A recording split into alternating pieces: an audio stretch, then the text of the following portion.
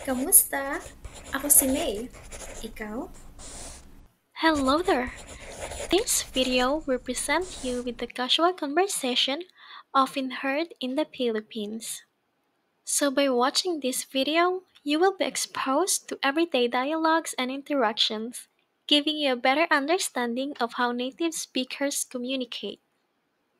And the aim of this video is to help you learn and practice Tagalog or Filipino in a very natural and authentic way so you can speak with confidence just like a local.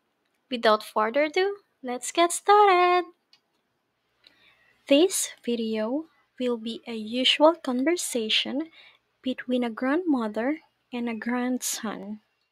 Hi Lola, kamusta po kayo ngayong araw? Hi, Lo, La, ka, mus, ta, po, kayo, ngayong araw. Hi Lola, kamusta po kayo ngayong araw? Meaning, hi Grandma, how are you today? Hello Apo, mabuti naman, salamat. Kamusta ang eskwela ngayong araw?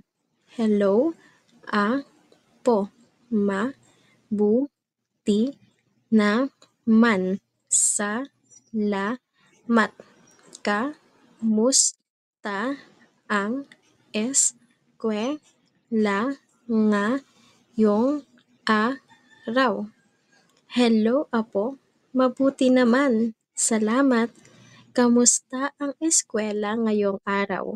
Meaning, hello, grandson. I'm doing well. Thank you. How was your school today? Mabuti po. Pinag-aralan po namin ang iba't ibang uri ng mga hayop. Ma, bu, ti, po. Pinag-aralan po namin ang iba't ibang uri ng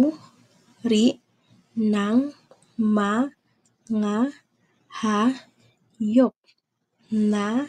Nakakawili.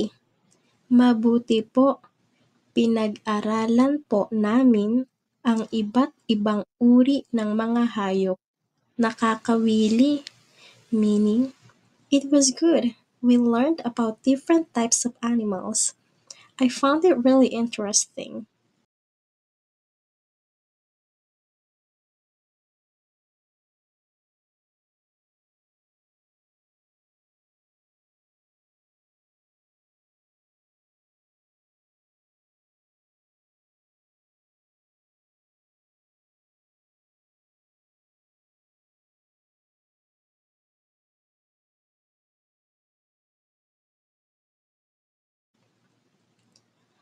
Opo, gustong-gusto ko talaga ang mga dolphin.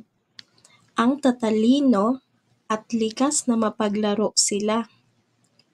Opo, gustong-gusto ko talaga ang mga dolphin.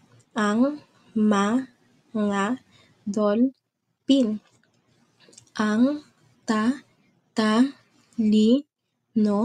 at likas na mapaglaro sila.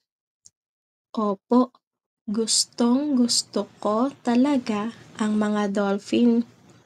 Ang tatalino at likas na mapaglaro sila. Meaning, yes, I really like dolphins. They are so smart and playful.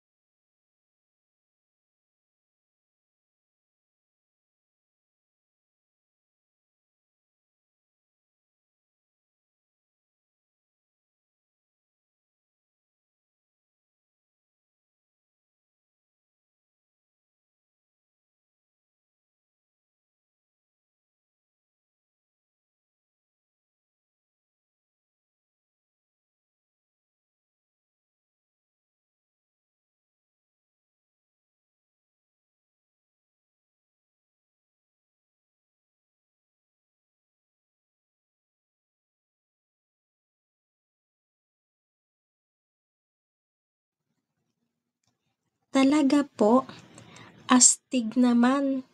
Sana makakita ako niyan sa totoong buhay. Talaga po ang astig naman. Sana makakita ako niyan sa totoong buhay. Talaga po, ang astig naman. Sana makakita ako niyan sa totoong buhay. Meaning, really? That's so cool. I wish I could see some in real life. Baka balang araw makapunta tayo sa aquarium o sumakay sa bangka para makita sila sa dagat. Gusto mo ba yon? Baka balang araw makapunta tayo sa aquarium o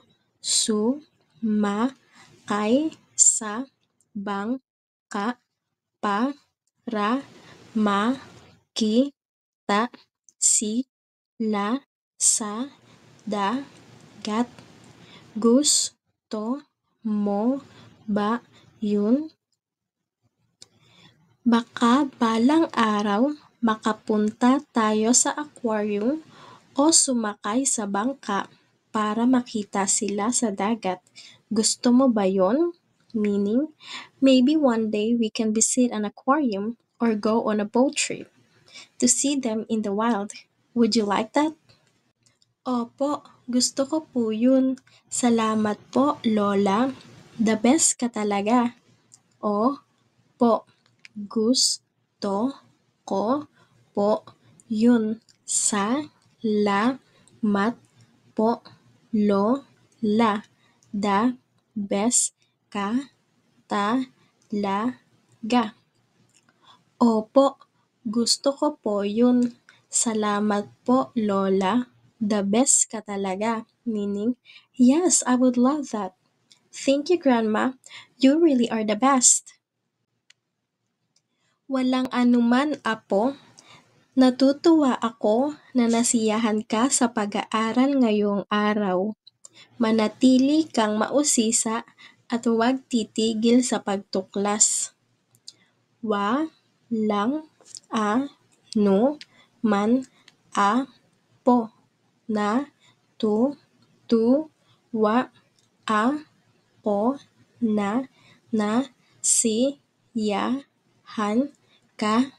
pag-aaral ngayong araw. Manatili kang mausisa at huwag titigil sa pagtuklas. Walang anuman, Apo. Natutuwa ako na nasiyahan ka sa pag-aaral ngayong araw. Manatili kang mausisa at huwag titigil sa pagtuklas.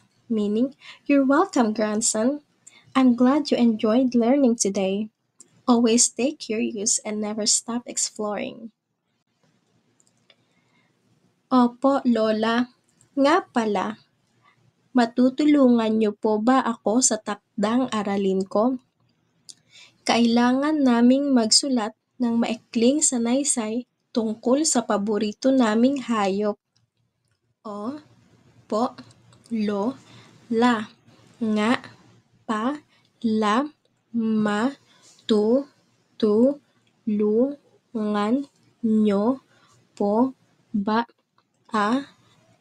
sa takdang aralin ko?